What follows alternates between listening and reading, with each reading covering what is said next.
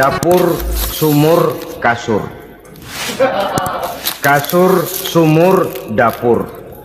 Seolah-olah wanita terpaut dengan 3 itu tadi. Seolah-olah wanita tidak bisa berbuat lebih banyak daripada itu.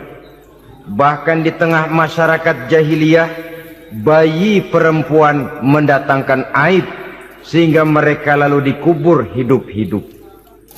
Maka datang Islam dengan tegas mencanangkan satu revolusi yang mengangkat harkat dan martabat kaum wanita. Nabi bersabda, "An-nisa'u imadul bilad, iza saluhat saluhal bilad, wa iza fasadat fasadal bilad." Wanita adalah tiang negara. Jikalau baik wanita, baiklah negara. Jikalau rusak wanita, hancurlah negara. Dalam berbagai ayat Al-Quranul Karim menjelaskan tentang wanita dan peranannya. Al-Quran bercerita tentang Siti Hawa. Al-Quran bercerita tentang anak perempuan Nabi Adam, Iklimah dan Labuda, yang menyebabkan Habil dan Qabil saling berbunuh-bunuhan.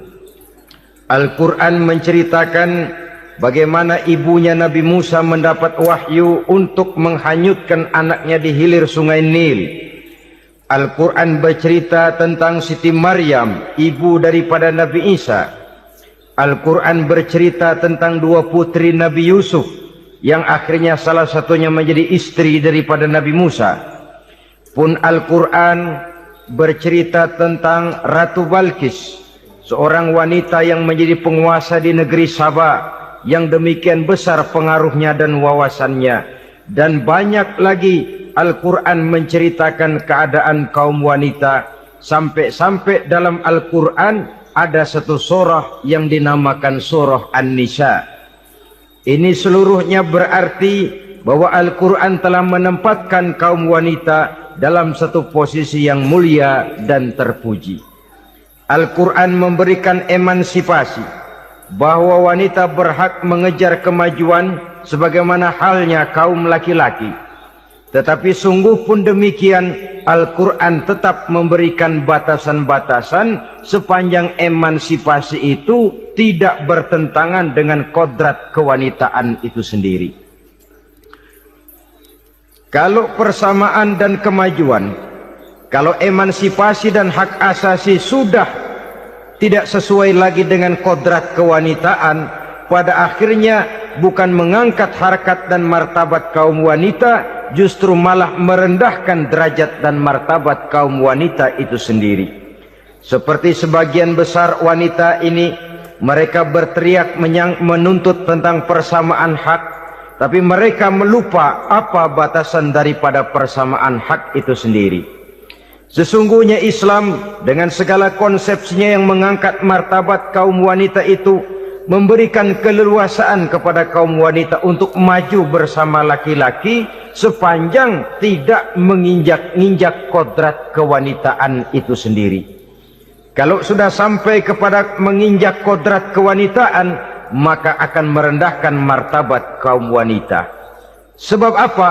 Secara fisik dan psikis, agaknya memang laki-laki sudah ditakdirkan oleh Allah untuk menjadi pembimbing bagi kaum wanita. Walaupun tidak tertutup kemungkinan wanita tampil sebagai pemimpin, tetapi dari segi fisik biologis misalnya, laki-laki itu diciptakan kekar, kuat untuk memikul dan melaksanakan tugas-tugas yang berat.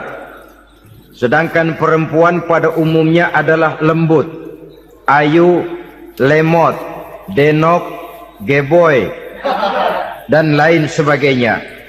Maka kalau kita baca sejarah, Allah itu belum pernah mengutus rasul perempuan. Semua rasul laki-laki. Sebab apa? Secara fisik biologis tugas kerasulan lebih dimungkinkan oleh seorang laki-laki. Tugas rasul itu berat. Kadang-kadang perang, dicaci maki, berhadapan dengan ujung tombak, ujung pedang dan lain sebagainya. Makanya seluruh rasul laki-laki, dan Allah belum pernah mengutus rasul perempuan. Dari segi lain, perempuan itu banyak terhalang untuk melaksanakan ajaran agama.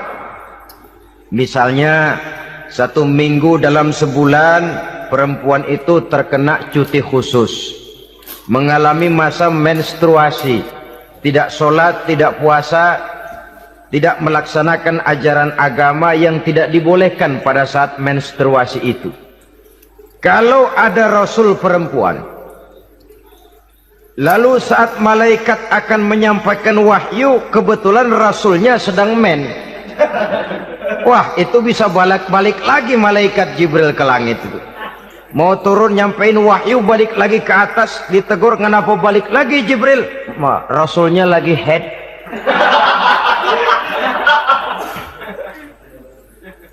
Atau pada saat agama dalam bahaya, agama dalam hinaan, agama dalam ancaman, rasulnya perempuan kebetulan sedang hamil besar.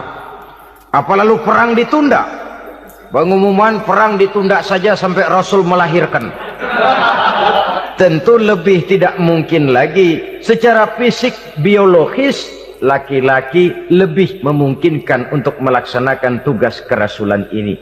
Maka seluruh rasul yang diutus Allah adalah laki-laki.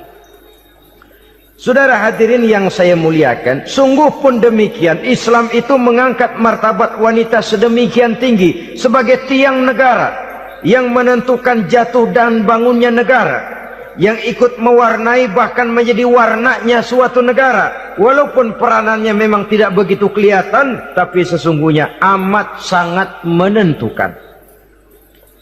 Oleh karenanya, secara umum, emansipasi yang digariskan oleh Islam, emansipasi yang tidak bertentangan dengan kodrat kewanitaan di berbagai aspek kehidupan. Kalau sekarang emansipasi ini kelihatannya sudah salah pasang, salah kaprah. Bahkan belum lama kita menyaksikan bagaimana ada binaragawati. Di zaman sekarang perempuan sudah mulai angkat besi. Saya mulai mikir kalau perempuan sudah pada angkat besi, ini sudah tanda suaminya udah dekat dibanting-bantingin ini. Tahun-tahun mendatang mungkin akan menyusul perempuan mulai narik becak.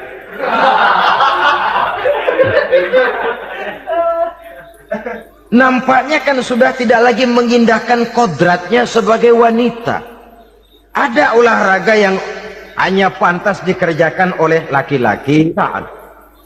Oleh karena itu pada kesempatan ini kita akan mencoba melihat peranan wanita dari berbagai dimensinya. Yang pertama, peranan wanita sebagai istri. Adalah Rasul memilih istri pertamanya Sayyidatuna Khadijah radhiyallahu anha. Kalau pilihan utama beliau pertama kali nikah dengan Siti Khadijah, jelas itu pilihannya bukan karena kecantikan. Kenapa? Beliau nikahi Siti Khadijah dalam usia 40 tahun Khadijah dan 25 tahun Rasul. Statusnya janda pula. Kalau beliau seorang pemburu kembang, pemburu bunga, kenapa mesti nikah dengan janda berumur 40 tahun? Sedangkan beliau waktu itu masih berumur 25 tahun. Apa sasaran utamanya? Bisa kita lihat nanti. Setelah beliau diangkat menjadi Rasul, ternyata Khadijah lebih daripada seorang istri, beliau masuk ke dalam staf Nabi. Orang lain beliau belum beriman, beliau malah beriman lebih dahulu sebagai perempuan pertama yang masuk Islam. Orang lain memusuhi Nabi, beliau malah mengorbankan hartanya untuk membantu perjuangan Nabi. Istri setia semacam ini dengan peranannya sebagai istri yang sedemikian rupa memberikan andil yang sangat besar bagi kesuksesan dan keberhasilan seorang suami. Seorang istri bisa mempengaruhi suaminya. Seorang suami yang jujur, polos, lugu, sederhana, bisa jadi koruptor ulung kalau didorong-dorong oleh istrinya. Seorang istri Pak Lurah memang tidak ikut mengatur kelurahan, tapi dia bisa mewarnai suaminya. Seorang istri gubernur memang tidak ikut mengatur provinsi, tapi dia bisa mewarnai suaminya. Sepanjang warnanya positif, tentu sangat baik dan sangat diharapkan. Tetapi kalau warnanya negatif, kiamatlah akibatnya umat ini. Oleh sebab itu, peran pertama dari kaum wanita sesungguhnya adalah sebagai istri yang mendampingi suami untuk mengolah dan melaksanakan tugas-tugas besar. Dari seorang yang paling kecil sampai kepada seorang yang punya jabatan paling tinggi sekalipun, pengaruh dan peranan istri memang sangat menentukan. Saudara hadirin kaum muslimin rahimakumullah, itulah sebabnya Nabi menikah dengan Siti Khadijah. Dan lebih dari itu, sebelum menikah dengan Nabi, Siti Khadijah itu sudah terkenal sebagai pengusaha wanita, business girl kalau bahasa sekarang ini. Bahkan jaringan-jaringan bisnisnya tidak hanya Mekah saja, tidak hanya antar kota, bahkan sudah antar negara, dari Mekah ke Syam, dari Mekah ke Madinah dan lain sebagainya, yang bahkan kita tahu Rasul pada mulanya pun ikut membantu perdagangannya Siti Khadijah radhiyallahu anha ini. Jadi kalau bercermin dari karier Siti Khadijah, boleh saja wanita bergerak di bidang bisnis, asal memang profesi, bukan karena dengan senjata dan modal kecantikan lalu membujuk dan merayu orang sampai telak sehingga bisnisnya berjalan lancar dengan jalan menjual kecantikannya. Tidak, bergerak di bidang bisnis yang memang profesinya di situ. Tidak ada salahnya. Bisa saja perempuan menjadi bisnis girl seperti yang dicontohkan oleh Siti Khadijah radhiyallahu anha ini. Sebab itu, kontes-kontesan yang hanya bertitik kepada rupa yang ayu saja, rupa yang cantik saja, sesungguhnya bukan hanya tidak bermanfaat, tapi saya pikir juga sangat tidak mendidik. Yang mengajar anak-anak remaja putri kita untuk berlomba-lomba hidup dalam kepalsuan. Alis mata palsu, hidung pesek dimancungin palsu, operasi plastik. Alis matanya dikerik, bikin yang palsu. Tai lalat lagi bikin yang palsu. Gincu bibir dimerahin, palsu. Seluruhnya hidup dalam kepalsuan. Akan lebih baik kalau kita ini misalnya mengadakan kontes yang menitik beratkan kepada ketinggian IQ, kecerdasan, kemampuan, skill, keahlian dan kemampuan. Tidak hanya dititik beratkan kepada rupa yang ayu dan cantik semata-mata. Sebab di samping manfaatnya diragukan, juga sangat tidak mendidik buat generasi yang akan datang. Terutama ibu-ibu, peran utama wanita sesungguhnya adalah sebagai istri mendampingi suami dalam melaksanakan tugas-tugas besar. Satu hari, serombongan ibu-ibu pernah datang menghadap Rasul mengajukan satu resolusi, protes kalau bahasa kita sekarang. Ya Rasul, ada apa bu?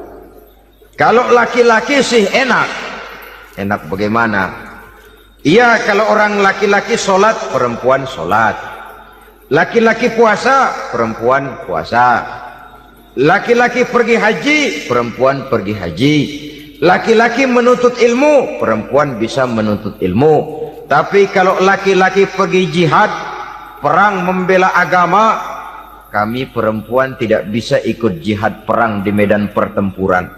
Padahal pahala jihad sangat besar dan kami ingin mendapat pahala jihad. Tidak adil kalau begini ya Rasul, izinkan kami pergi jihad.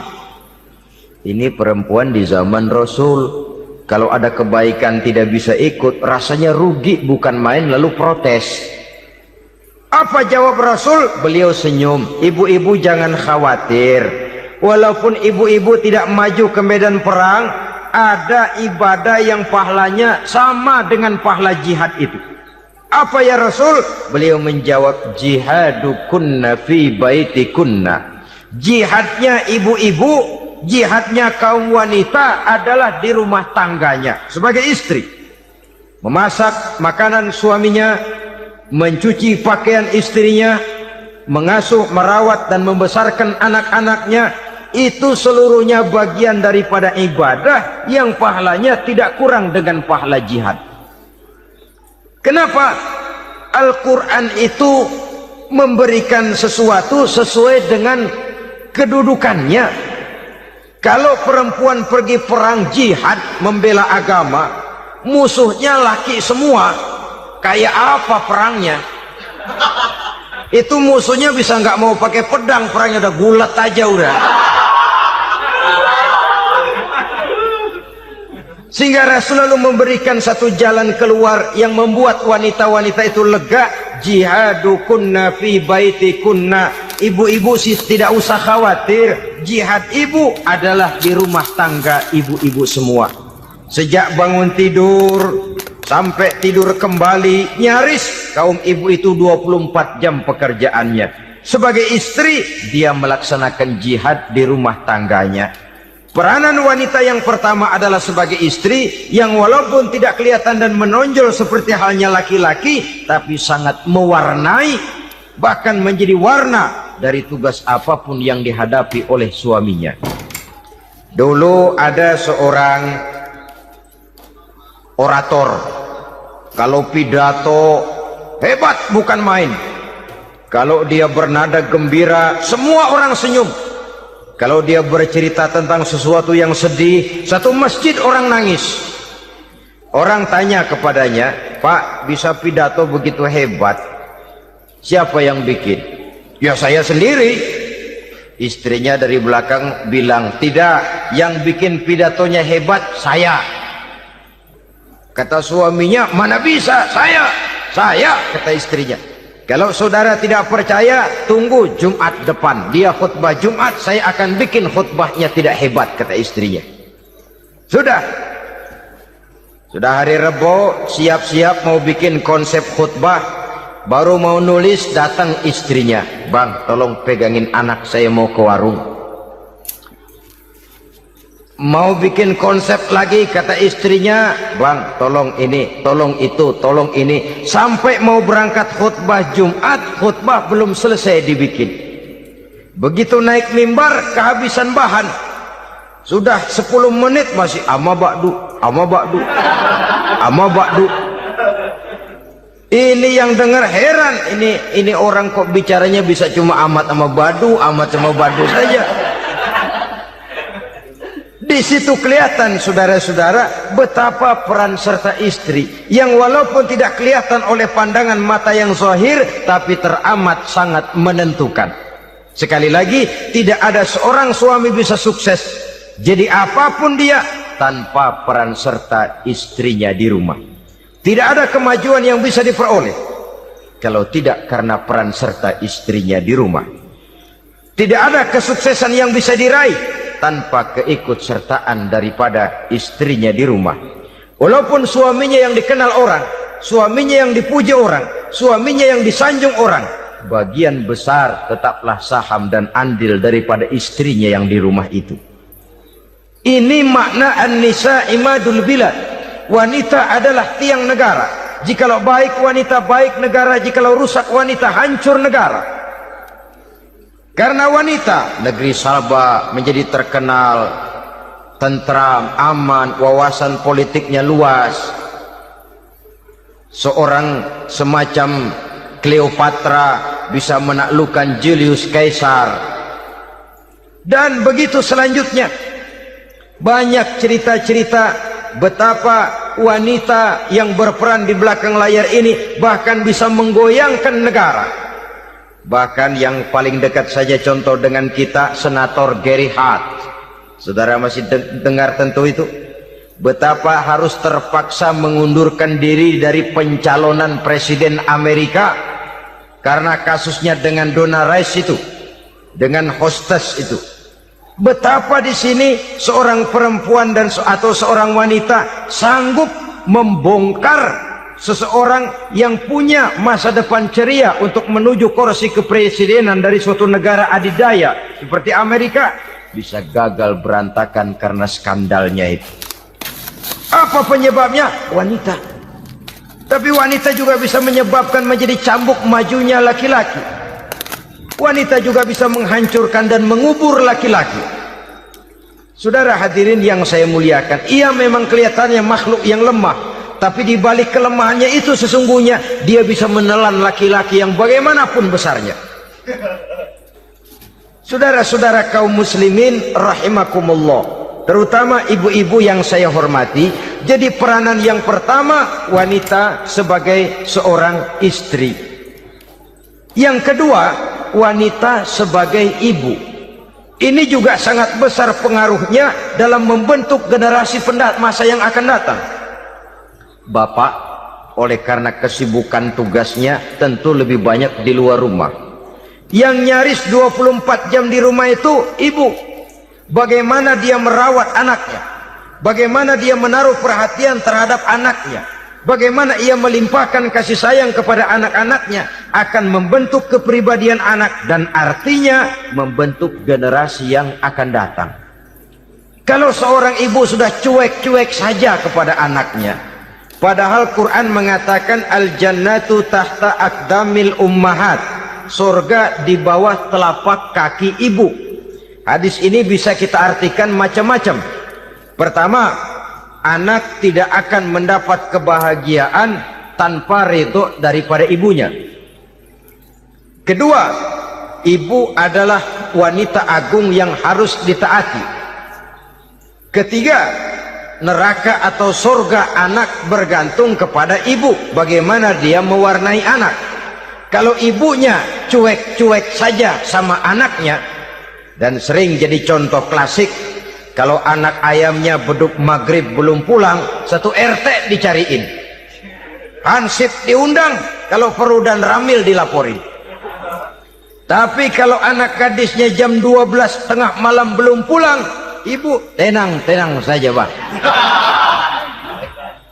Tidak tergerak dan tidak tertarik hatinya. Ya tentu tidak semua. Kalau sudah begitu, bukankah hakikatnya ibu sudah menciptakan neraka buat anaknya sendiri? Khalil Gibran dalam satu tamsil yang indah pernah mengatakan, kalau kita diberikan sebutir mutiara, sebutir intan, dan intan itu sebutirnya sebesar telur ayam, benda yang sangat langka dan berharga, tentu kita sayang intan atau mutiara itu. Kita jaga baik-baik, kita simpan dalam kotak, kotaknya kita kunci, kotak itu kita simpan di dalam lemari, lemarinya kita kunci lagi, lemarinya ada di dalam kamar, kamarnya pakai pintu, pintunya kita kunci lagi, kamar itu ada dalam rumah, rumahnya pakai pintu, dikunci lagi, kemudian rumahnya pakai pintu gerbang besar, gerbangnya juga digembok lagi.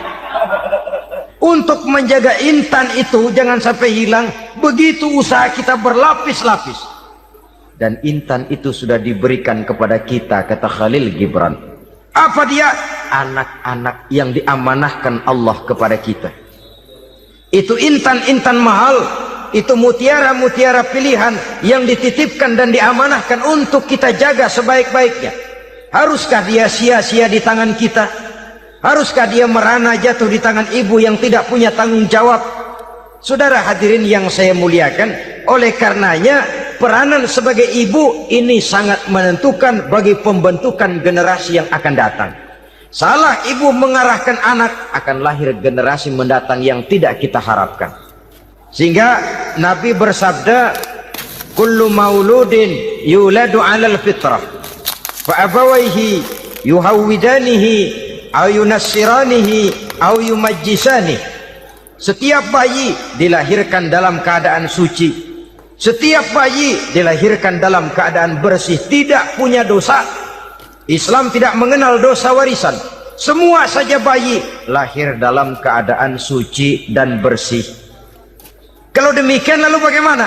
Kata Nabi, ibu bapaknya lah yang kelak akan menjadikan anak itu sebagai Yahudi, yang kelak menjadikan itu anak itu sebagai Nasrani, atau menjadikan anak itu sebagai Majusi. Ibu bapaknya yang mewarnai anak. Ibaratnya anak itu kertas putih, mau ditulis tinta hijau warnanya hijau, Mau ditulis tinta merah warnanya merah, mau ditulis tinta hitam pun warnanya hitam. Oleh karena itu pembentukan anak yang soleh secara mental sesungguhnya sudah diwarnai oleh kebiasaan ibu bapak dalam pergaulan di rumah tangganya secara mental. Sehingga dengan demikian saudara-saudara, salah kaprah ibu dalam mengarahkan anak-anaknya akan melahirkan generasi penerus yang sungguh-sungguh tidak kita harapkan, dan pada gilirannya akan membahayakan perkembangan bangsa dan negara, membahayakan kita sebagai suatu umat. Apalagi sekarang ini masih banyak orang-orang muslim, orang-orang tua muslim yang kadang-kadang menyekolahkan anaknya di sekolah yang membahayakan akidahnya, mematikan imannya, menghancurkan tauhidnya. Pokoknya asal bonafid keluar sekolah ada jaminan lapangan kerja, perkara anak mau kafir mau murtad bukan urusan. Alangkah ironi dan sangat menyedihkan. Saudara-saudara yang saya hormati, jadi dari segi kaum wanita peranan ibu sangat besar. Dari segi anak, ketaatan kepada ibu, doa restu ibu akan membawa kepada kebahagiaan hidup. Doa ibu mustajabah, kutukan ibu manjur. Beberapa hikayat dan riwayat menjadi contoh dan tamsil buat kita betapa tidak ada satu kebahagiaan di dunia ini yang bisa ditegakkan tanpa doa restu daripada ibu. Pantas kalau dalam Al-Quran ada ummul kitab, ibunya atau induknya kitab. Tiap negara punya ibu kota, bapak kota tidak ada.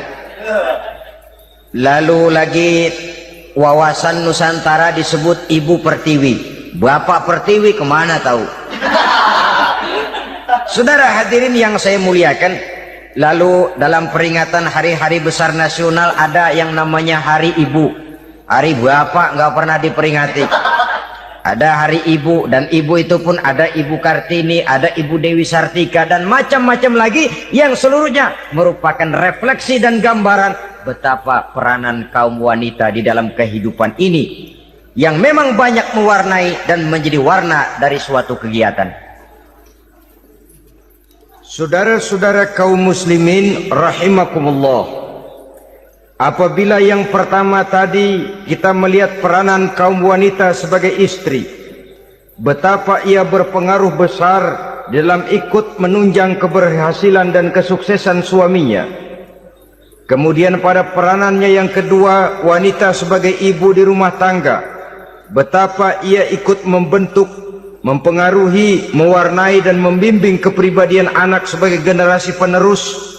Maka pada peranan yang ketiga ini kita akan melihat wanita sebagai social agent, sebagai penggerak kegiatan sosial di berbagai bidang kehidupan. Apakah itu bernama majelis taklim, apakah itu bernama perkumpulan dan yayasan-yayasan kemanusiaan, organisasi-organisasi yang bergerak di bidang pendidikan, bahkan di zaman sekarang bukan hanya menjadi penggerak sosial, bahkan sudah banyak kaum wanita yang menggerakkan satu bangsa. Dunia mengenal Margaret Thatcher, dunia mengenal Indira Gandhi, dunia mengenal Bandara Naike, dunia mengenal Corazon Aquino, dunia mengenal Golda Meir dulu itu dari Israel, dunia mengenal Imelda Marcos yang ambisius tapi yang kemudian melangkah kepada jalan yang negatif dari tujuan semula. Ini bukan hanya sekedar social agent, tapi bahkan sudah mengarah kepada menggerakkan dan mewarnai suatu bangsa. Islam membuka pintu ke arah itu. Wanita duduk dan berfungsi sebagai social agent, mengurus berbagai macam perkumpulan-perkumpulan yang bertujuan kepada kebajikan, menyantuni yatim piatu, memelihara kesehatan, menyayangi binatang, memelihara kelestarian lingkungan dan lain sebagainya. Islam membukakan pintu sepanjang peranan sebagai istri dan sebagai ibu tidak diabaikan. Ini sebab yang utama, salah seorang perempuan, kaum wanita, kalau terlalu aktif berorganisasi, terlalu aktif bermasyarakat, terlalu aktif dalam berbagai macam perkumpulan, lalu melupakan tugas utamanya sebagai istri dari suaminya, sebagai ibu dari anak-anaknya. Ibu asik rapat sana rapat sini, anak tidak pernah diajak rapat. Akhirnya si anak bikin perkumpulan sendiri, rapat menurut versi mereka, sehingga akibatnya yang timbul anak merasa kurang diperhatikan oleh ibunya. Ngaji bagus, tapi kalau sepanjang hari ngaji saja, suami pulang mau makan tidak ada makanan, mau berganti pakaian belum lagi ditriska pakaiannya, tentu ini melupakan fungsi yang utama. Kegiatan sosial, kegiatan di organisasi adalah jadwal kegiatan setelah fungsi sebagai istri dari suami, sebagai ibu dari anak-anak dilaksanakan dengan sebaik-baiknya. Bukan tidak baik ngaji, kalau dari ngaji ke ngaji saja, bangun tidur ngaji, jam 7 ngaji, berangkat jam 11, sholat zuhur berangkat ngaji lagi, pulang sore, malam ngaji lagi. Suami tidak terurus, anak-anak pun terbengkalai, rusaklah rumah tangga. Dan bukankah satu bangsa terdiri dari satu tatanan masyarakat, dan tatanan masyarakat yang paling kecil bernama keluarga. Keluarga merupakan unit dari masyarakat, unit yang terkecil, dan keluarga terdiri dari pribadi-pribadi yang merupakan bapak, ibu, dan anak-anak. Sehingga masyarakat, bangsa yang baik terdiri dari masyarakat yang baik. Masyarakat yang baik tersusun dari keluarga-keluarga yang baik, dan keluarga yang baik akan muncul dari pribadi dan individu yang baik. Pribadi dan individu yang baik yang sadar mana kewajiban yang primer, mana kewajiban yang sekunder. Sebagai social agent, dia lalu mawas diri dengan tetap mempertimbangkan kodrat kewanitaannya itu tadi. Saya ikut prihatin kalau ada perempuan main sepak bola, dan saya yakin betul kalau perempuan main sepak bola, yang nonton pasti bukan nonton bola. Ya mungkin bola juga, tapi bola yang mana? Itu wallahu a'lam. Boy, ya dicari olahraga yang sesuai dengan kodrat kewanitaan begitu. Dicarilah olahraga yang sesuai dengan kodrat kewanitaan. Sepak bola sudah maju, ya belakangan saya katakan tadi muncul lagi wanita angkat besi. Belakangan bisa kita bayangkan wanita main tinju.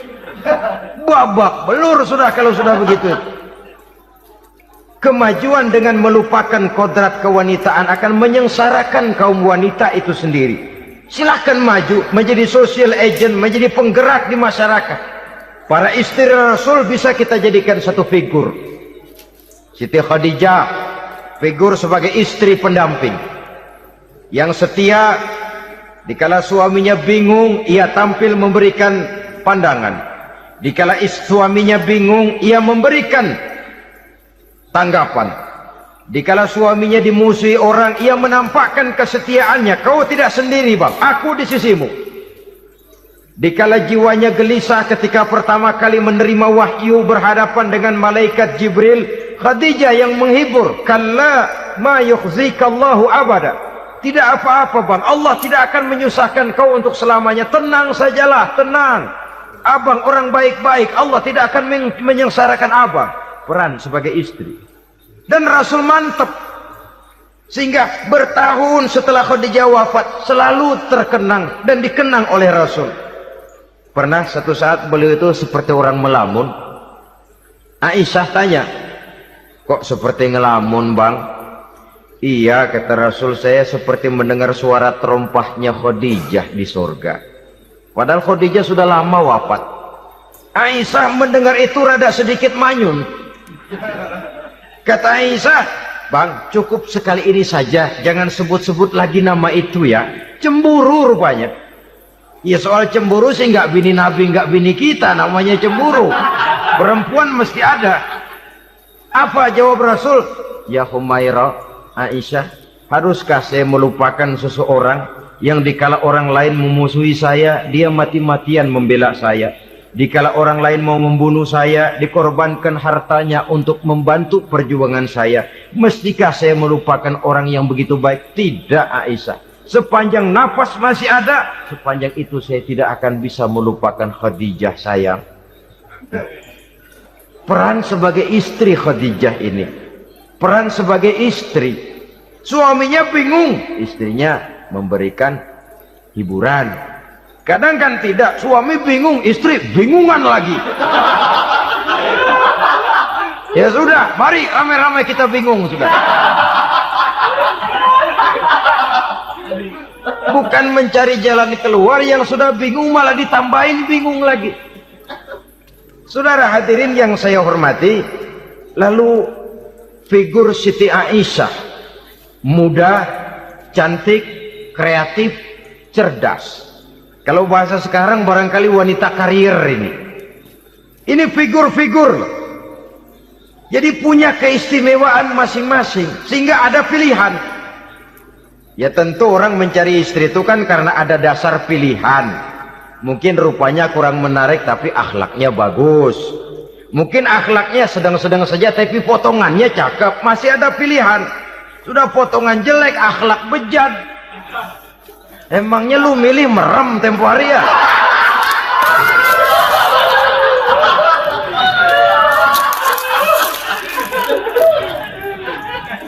Sudah nggak ada pilihan apa-apa.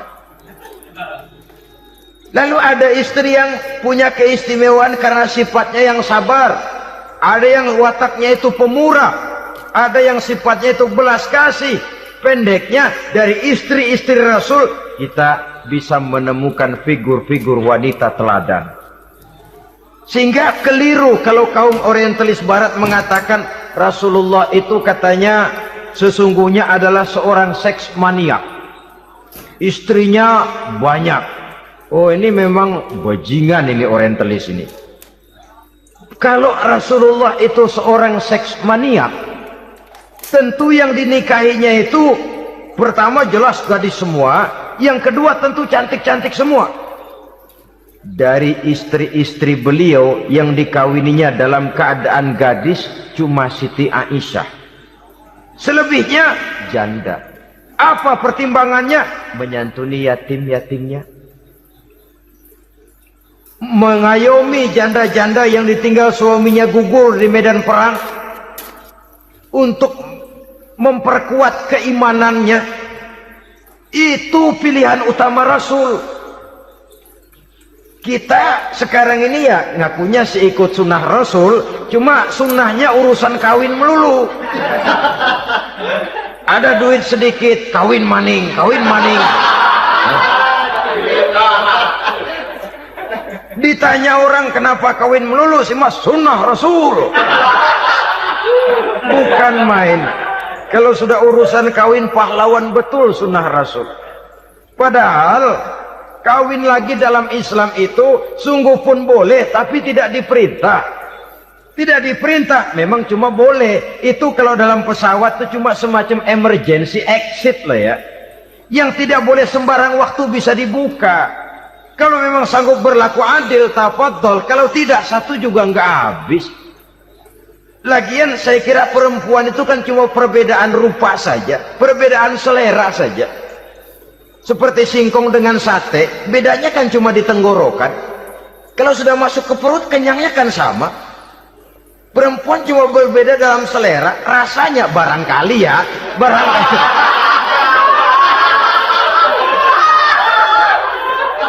Barangkali tidak jauh beda. Saudara hadirinlah, Islam ini mengatur lewat pintu yang dinamakan nikah itu tadi, sehingga dengan demikian bisa dinikmati secara tenang, tentram. Tidak usah manusia ya, kucing saja. Coba lihat kucing. Kalau ikan dia boleh nyolong, kucing itu boleh curi, makannya nggak tenang kucing. Coba lihat ini.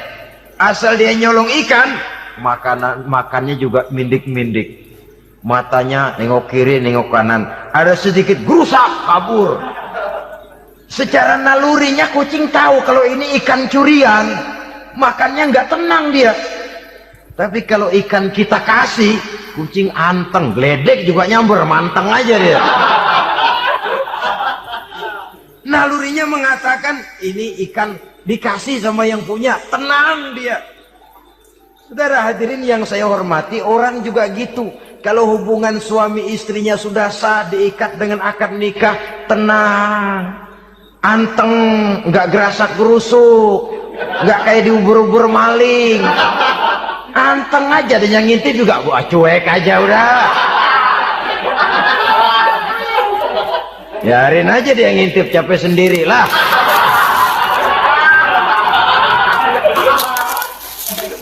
Tapi kalau nyuri-nyuri, coba lihat dah. Mana di kebun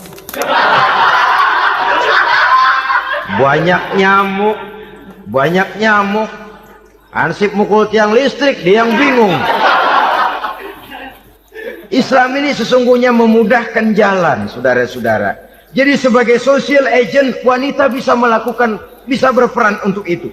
Apalagi untuk hal-hal yang menyangkut wawasan kemanusiaan, di mana kaum wanita karena emosinya lebih tinggi daripada kaum laki-laki, dia sangat peka terhadap masalah-masalah yang menyangkut kemanusiaan.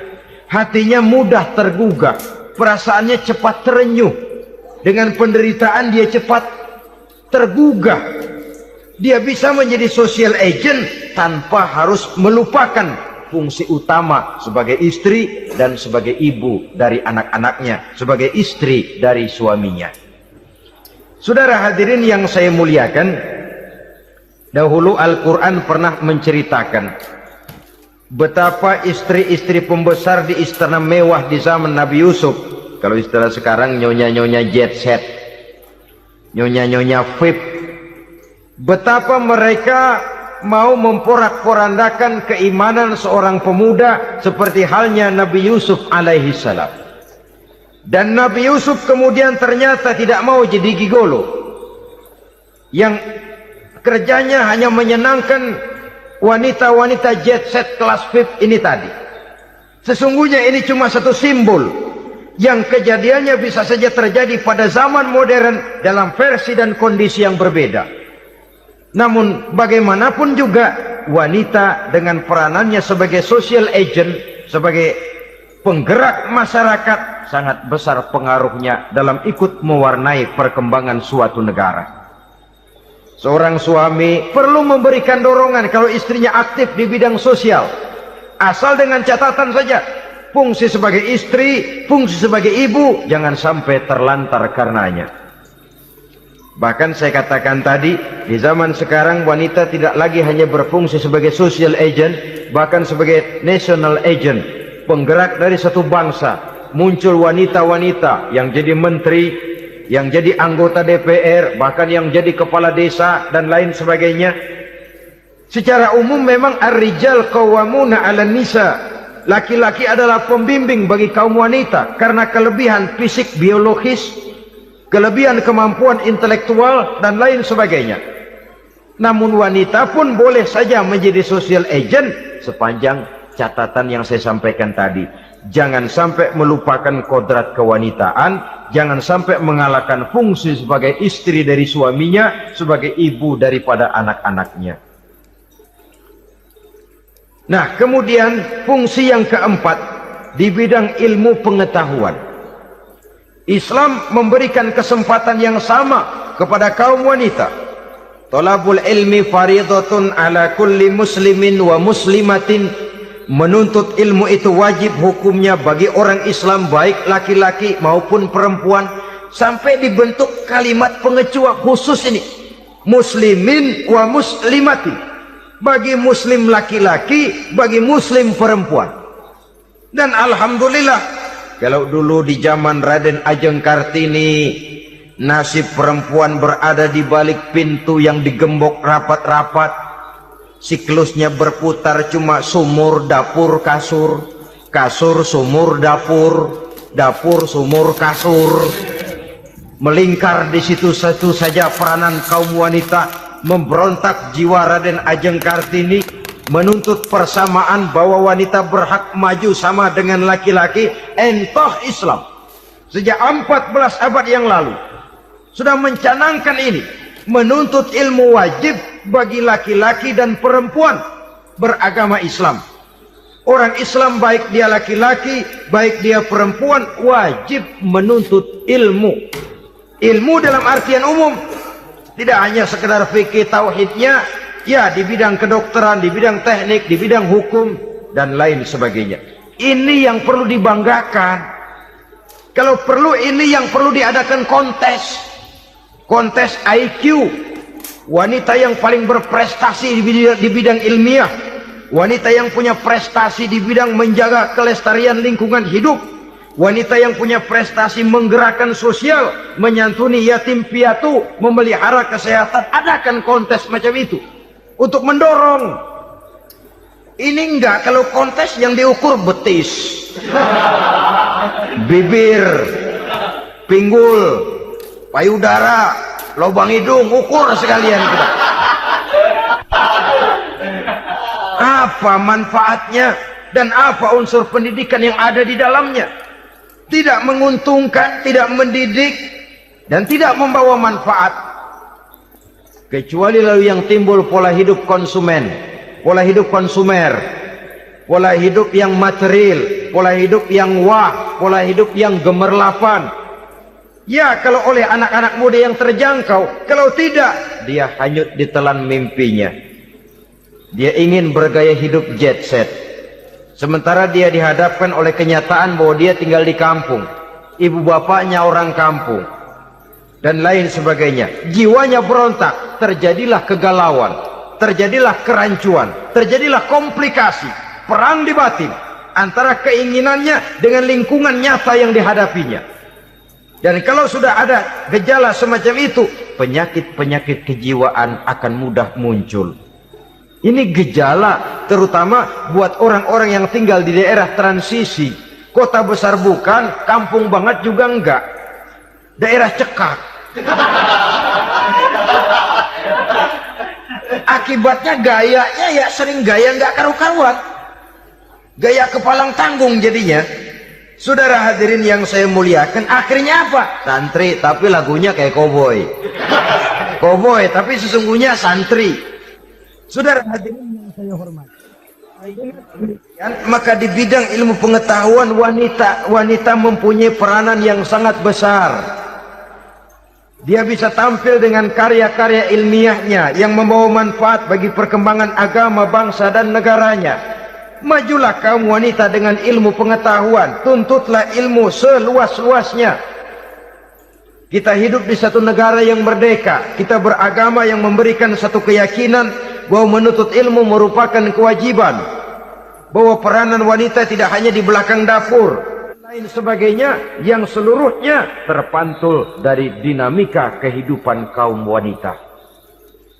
Saudara-saudara kaum muslimin rahimakumullah. Kemudian yang kelima, peranan wanita dalam bidang agama. Kita bersyukur sekarang ini gejalanya dimanapun pengajian, biasanya lebih ramai pengajian ibu-ibu dari bapak-bapak.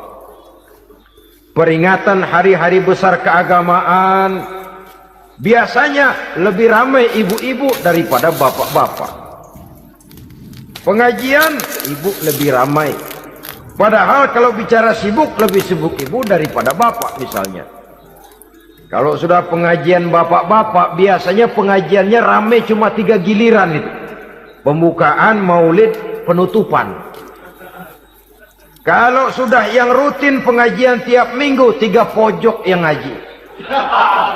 Yang atu nguap, yang atu pules, yang atu ngiler.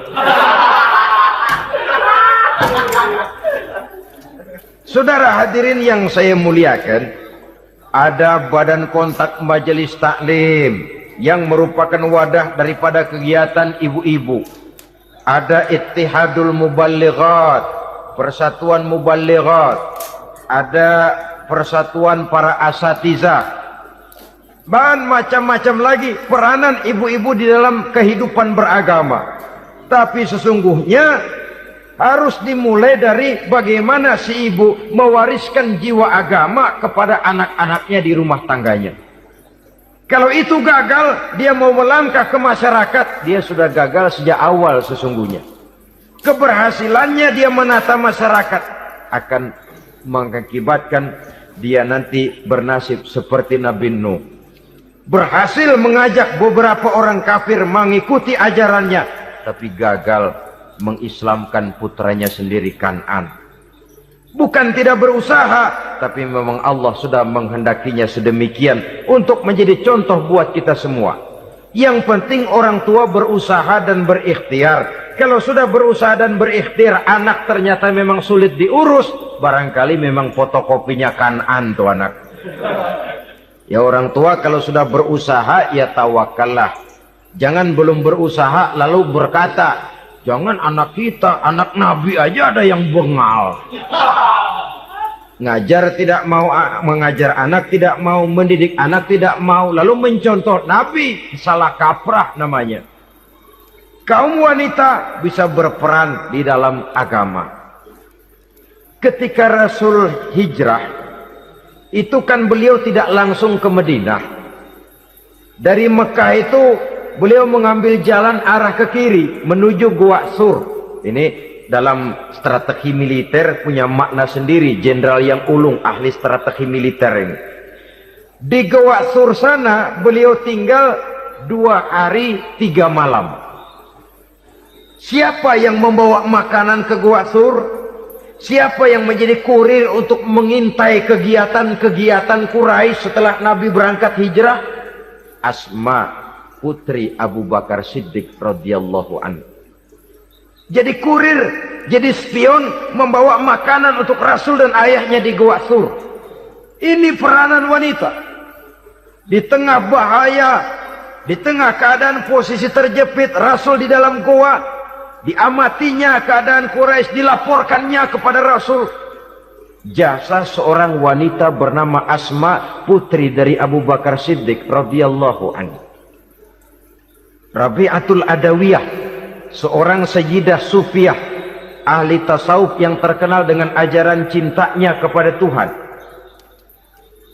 Dia bisa menjadi tokoh wanita dalam gerakan sufi oleh karena kegiatannya di bidang agama dalam arti mujahadahnya kepada Allah Subhanahu wa taala. Dia korbankan bagian besar daripada hidupnya untuk mengabdi kepada Allah. Setelah suaminya meninggal, seumur hidup dia tidak pernah nikah lagi. Bukan tidak cantik, cantik. Bukan tidak ada yang mau, banyak yang meminang. Bahkan diantaranya termasuk Sufyan Tsauri, seorang tokoh juga. Pernah mencoba meminang beliau. Kata Sufyan, Rabi'ah, bagaimana? Kamu kan janda? Iya. Lalu, lah saya kan duda. Jadi bagaimana? Daripada kita masing-masing sendiri-sendiri kan lebih baik kita join. Maksud kamu apa? Saya mau meminang kamu. Boleh. Tapi mas kawinnya saya minta engkau jawab 4 pertanyaan saya. Kalau bisa, diri saya seutuhnya saya berikan kepada kamu. Kalau tidak, tidak usah saja. In ajabtani fi 4 masail fa ana laka. Kalau engkau sanggup menjawab 4 pertanyaan saya, seluruh diri saya bulat-bulat saya serahkan kepada kamu. Yang pertama, Sufyan, semua orang kan bakalan mati. Iya. Ya soal mati sih sama, mati. Cuma hakikat mati kan lain-lain. Ada yang matinya itu husnul khatimah. Mati baik di akhirnya. Lagi ngaji, mati. Lagi baca Quran, mati. Lagi sholat, mati. Lagi dengar ceramah, mati. Lagi sodako, mati. Itu mati-mati yang su'ul khatimah. Ada yang mati itu mati yang husnul khatimah, maksud saya. Ada mati itu yang disebut su'ul khatimah, jelek di penghujungnya. Lagi nyekek botol, mampus. Lagi banting kartu, plak plak, habis. Lagi makan riba, mati. Lagi zina, mati. Lagi nipu, mati. Kira-kira kalau saya nanti mati, su'ul khatimah apa husnul khatimah? Loh, saya nggak tahu, kamu mati saja belum. Tidak bisa kamu jawab? Tidak bisa. Yang kedua, setelah mati kita masuk ke alam kubur. Di kubur kita akan dapat nikmat kubur atau azab kubur. Hari itu kira-kira saya dapat nikmat apa dapat azab? Saya tidak tahu. Di padang mahsyar setelah ditimbang kita dapat kitab di tangan kanan kalau baik, di tangan kiri atau dari belakang kalau jahat.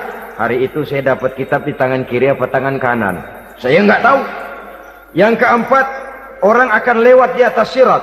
Yang selamat sampai surga, yang celaka sampai ke neraka. Kira-kira saya yang selamat apa yang celaka?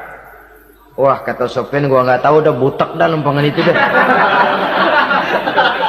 Kalau kau tidak tahu, Sofyan, tidak bisa jawab 4 pertanyaan ini, maaf saja, lamaranmu saya tolak dan saya tidak akan nikah. Ini yang saya khawatir.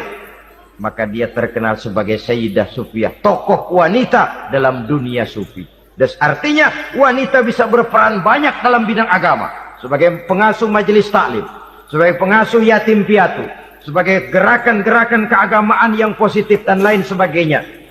Ini dimungkinkan karena Islam menunjang harkat dan martabat kaum wanita. Maka majulah kaum wanita Islam Indonesia dengan tetap menjaga kodrat kewanitaannya. Inilah yang kita sampaikan pada kesempatan ini. Terima kasih atas segala perhatian. Mohon maaf atas segala kekurangan. Wassalamualaikum warahmatullahi wabarakatuh.